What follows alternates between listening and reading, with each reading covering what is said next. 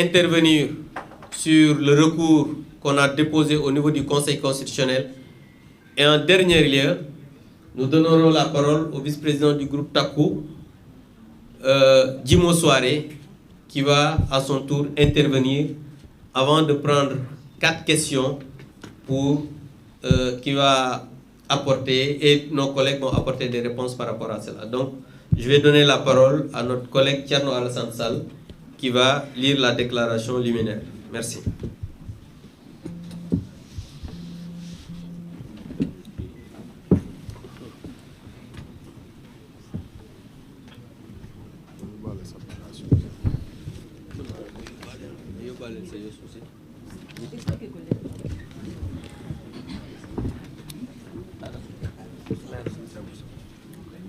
Merci beaucoup, honorable Abdou Mbow. Mesdames, Messieurs de la presse, c'est toujours avec plaisir et gravité qu'on vous rencontre quand la situation l'exige. Et comme l'a précisé l'honorable Abdou Mbow, la situation et le mode de fonctionnement de l'Assemblée nationale du Sénégal, qui est un pouvoir autonome et indépendant, interpelle l'ensemble des députés de l'opposition, ce qui nous a amenés à vous rencontrer aujourd'hui pour en parler. L'opposition parlementaire a décidé, pour une première dans notre histoire parlementaire, de boycotter les travaux de la plénière qui étaient initialement prévus demain 10 avril, mais qui, comme vous le savez, vient d'être reportée à une date ultérieure. En venant ici, nos 2 présidents ou présidentes, coordinatrices du groupe des non-inscrits et présidente du groupe Takwalo, la collègue Aïssata Sall, ont été saisis pour être informés du report à une date qui sera précisée par l'Assemblée nationale de la séance prévue demain. Donc l'opposition a décidé du boycott des travaux qui avaient été initialement prévus demain. Par respect pour nos électeurs et pour l'opinion nationale, nous avons décidé de cette séance d'information afin que nul n'ignore le sens et le bien fondé de notre démarche. Que se passe-t-il donc à l'Assemblée nationale pour nous amener à agir ainsi? La première raison fondamentale, 2 raisons d'égale dignité et d'égale gravité, et je vous en donne une, qui fonde le boycott consiste en des violations répétées et délibérées du règlement intérieur de l'Assemblée nationale par la majorité sous l'impulsion du président de l'institution qui agit comme le président du groupe parlementaire PASTEF. En effet, il est patent, premièrement, et manifeste pour tous que dans sa composition actuelle, le bureau de l'Assemblée nationale viole la loi portant sur la parité. Que l'Assemblée nationale viole ouvertement les lois qu'elle vote est d'autant plus scandaleux que des conseils municipaux ont été contraints par la Cour suprême à se conformer à la dite loi après une première composition ne respectant pas la parité stricte.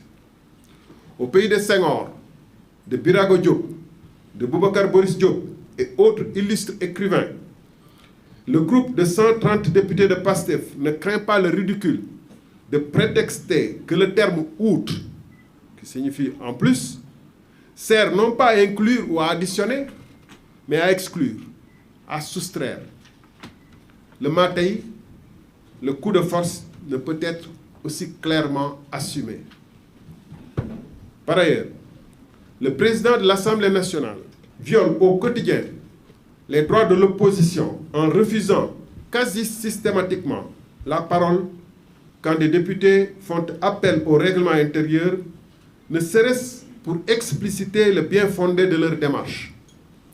Il ne s'est pas privé, lors d'une séance, à accepter pour un député de la majorité ce qu'il venait de refuser à un député de l'opposition, c'est-à-dire l'appel au règlement. Cela participe de la culture du matai, du coup de force. Le président de l'Assemblée nationale s'associe à des entreprises visant à saborder l'initiative d'un député de l'opposition consistant à une proposition de loi écrite, accompagnée d'un mémoire relatif à sa recevabilité, démontrant que la dite proposition n'entraîne pas d'impact financier. Jusqu'à ce jour, ces députés, pas plus que les autres collègues, n'ont reçu de réponse écrite de l'Assemblée nationale, encore moins d'une preuve consistant à quoi consisterait l'impact financier allégué. Pas de réponse écrite, donc pas de possibilité de recours. Cela s'appelle du matin. En quatrième point, on pourrait continuer à énumérer ainsi les violations nombreuses, répétitives et répétées, et assumées sans même les couvrir d'une apparence démocratique et de normalité. Le plus grave est que, dans ces interactions de tous les instants avec les membres de l'opposition, le président de l'Assemblée nationale manque de la plus élémentaire courtoisie et se prend pour un surveillant de camp plutôt que pour la deuxième personnalité de l'État, s'abaissant jusqu'à des manipulations de listes d'orateurs indignes de son rang, indignes de la tradition de l'Assemblée nationale, indignes de la démocratie, comme il a été donné à voir à l'opinion lors de la séance du 2 avril 2025 consacrée au vote de la pseudo-loi interprétative. Ce jour-là, le summum a été atteint quand son arrogance et son dévouement à l'exécutif et à son parti l'ont amené de façon répétée et avec sarcasme à multiplier les violations du règlement intérieur. Malgré plusieurs remarques faites par l'opposition, le président de l'Assemblée nationale a laissé une si importante et solennelle séance se transformer en meeting nourri d'applaudissements à tout va et de huées par le public. Les rappels des députés au respect du règlement intérieur n'y ont rien fait, le président de l'Assemblée nationale déclarant que les applaudissements du public faisaient certainement mal à l'opposition. Ainsi, le public est allé crescendo dans sa bruyante présence et a failli s'en prendre à 2 députés lors d'une suspension des séances. En effet, nos 2 députés, dames ici présentes, qui vont peut-être à vous le préciser, ont failli être prises à partie dans l'enceinte même de l'Assemblée nationale, dans les locaux de l'Assemblée nationale, par une partie de visiteurs qui les ont non seulement filmés, mais qui les ont menacés. Moi qui vous parle, j'ai été plusieurs fois insulté, conspué par des gens qui étaient présents dans les tribunes ou dans les travées de l'Assemblée nationale. De surcroît, le président de l'Assemblée nationale, par ses commentaires intempestifs et désobligeants, viole de façon outrancière le règlement intérieur, car, comme le public invité, il ne lui est permis d'exprimer aucune position ni idée sur le débat, même de façon allusive. Pire encore, il a refusé avec une désinvolture qui frise l'insolence de laisser les députés lire leurs amendements, montrant sa satisfaction personnelle lorsque d'autres y ont renoncé, outrés par son comportement inqualifiable. Cette attitude, jamais vue d'un président de l'Assemblée nationale depuis Lamine Gueye, le premier qui a ouvert une longue liste d'illustres présidents respectueux et respectés, n'honore pas l'Assemblée nationale du Sénégal, que pourtant le nouveau régime avait promis à une rupture conséquente. Nous demandons en conséquence au président de l'Assemblée nationale de se ressaisir pendant qu'il est encore temps, de se débarrasser de ses habits de militant, communicant et d'être à la hauteur de la dignité de son rang pour incarner celui-là même qu'il doit être, un président élu par ses collègues et respectueux de tous, pour en retour mériter le respect qu'il sera alors en droit d'attendre de tous ses collègues. Au reste, le recul noté dans la marche de l'Assemblée nationale du Sénégal, à la place d'une rupture positive et transformatrice, trouve son illustration dans une soumission encore plus grande à l'exécutif, qui est illustrée par les sessions de questions d'actualité. C'est la deuxième raison de notre décision de boycott qui n'est pas une raison de moindre importance. Il a été en effet donné à toute personne de bonne foi à voir le comportement scandaleux du Premier ministre. Les passages du Premier ministre, loin d'être de grands moments d'échange d'idées contre idées, se transforment en des joutes d'attaques crypto-personnelles, de procès de députés, rendus d'autant plus déséquilibrés que la majorité aménage à l'exécutif un temps de parole double de celui des députés et supprime pour ces derniers le deuxième tour de parole traditionnel. Il est important ici de préciser que d'habitude, jusqu'à cette 15e législature, quand il y avait des questions d'actualité ou des questions au gouvernement, le député, naturellement, comme le membre du gouvernement, avait le même temps de parole. Ça s'appelle équilibre des pouvoirs. Et le député, pour exercer sa fonction de contrôle, devait avoir le principe du contradictoire. C'est-à-dire, après une première prise de parole où il interpelle le membre du gouvernement, il avait le droit de venir dire s'il est satisfait ou s'il n'est pas satisfait. Or, ce deuxième tour pour le député a été supprimé, alors même qu'on a maintenu le temps de parole en deux séquences qui avaient été initialement prévues pour le membre du gouvernement ou le Premier ministre. Donc le Premier ministre se retrouve avec 8 minutes, et vous avez constaté que la dernière fois, les députés qui avaient intervenu avaient droit qu'à 4 minutes sans deuxième tour. Donc ça rompt fondamentalement le principe de l'équilibre des pouvoirs et en plus surtout la fonction de contrôle de l'action de l'exécutif à laquelle cette séance est consacrée. Ce qui permet au Premier ministre de dérouler en roue libre, assuré qu'il est que la réplique ne viendra pas derrière. Cela constitue non seulement un recul par rapport à la tradition de l'Assemblée nationale, mais une atteinte délibérée à l'équilibre des pouvoirs. En effet, l'organisation des questions au gouvernement est prévue et encadrée par la loi organique portant règlement intérieur de l'Assemblée nationale, notamment en son titre 3, contrôle parlementaire. Cette loi dispose que le gouvernement se soumet une fois par semaine au moins à des questions d'actualité adressées à des ministres. Un jour, au moins par quinzaine, déterminé à l'avance aux questions orales. Un jour, au moins par mois, aux questions d'actualité au gouvernement.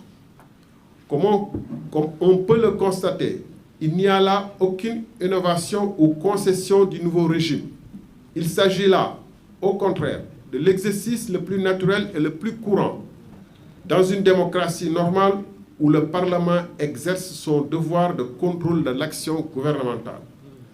Le minimum démocratique serait de respecter les dispositions du titre 3 du règlement intérieur, en particulier ses articles 91 à 96. Or, au lieu de se soumettre à ces dispositions qui s'imposent à lui, le Premier ministre décide de venir à sa guise et selon son agenda propre. Ainsi, les séances de janvier et de mars n'ont pas été tenues sans qu'une explication n'ait été fournie aux députés. Mais pire encore, lorsque le PM, le Premier ministre, fixe sa date et selon son propre bon vouloir, c'est pour se livrer à un exercice qui relève beaucoup plus d'un meeting politique que d'une séance normale et républicaine de réponse à des questions sur lesquelles ces réponses sont attendues par le peuple. En effet, les députés constatent avec amertume que le Premier ministre ne vient à l'Assemblée nationale que selon sa propre actualité, sortie du rapport de la Cour des comptes en février et vote de la loi dite interprétative en mars. De surcroît, en lieu et place des réponses attendues, le Premier ministre se livre à une véritable séance d'invectives, d'injures et de menaces des députés sans que ces derniers n'aient la possibilité de lui répondre, puisque la réglementation ne leur donne plus droit à la parole après leurs questions. Les députés refusent dès lors qu'un exercice parlementaire du plus grand sérieux, régi et encadré par les textes, tourne à une nauséabonde séance de meeting politique où eux sont réduits en spectateurs. Ils refusent en conséquence, pour le respect qu'ils doivent à l'Assemblée nationale, deuxième institution de la République, symbole par excellence de la démocratie représentative, de s'associer à cet affaissement délibéré voulu par le Premier ministre, mais en complicité avec le président de l'Assemblée nationale, donc l'affaissement de cette véritable et noble institution. En effet, le Premier ministre n'a jamais fait mystère de peu de respect qu'il voue à l'Assemblée nationale, voir ses déclarations sur les petits députés devant lesquels il refusait de comparaître lors de la levée de son immunité parlementaire.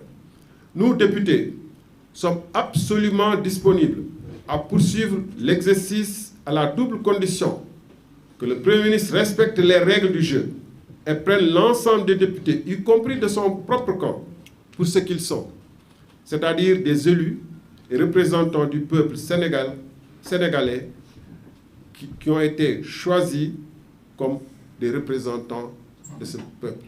Je vous remercie de votre aimable attention. Merci.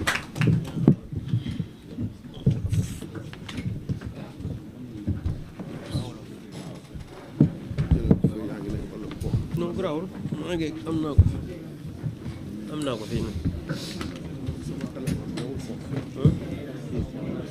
am naa ko fii.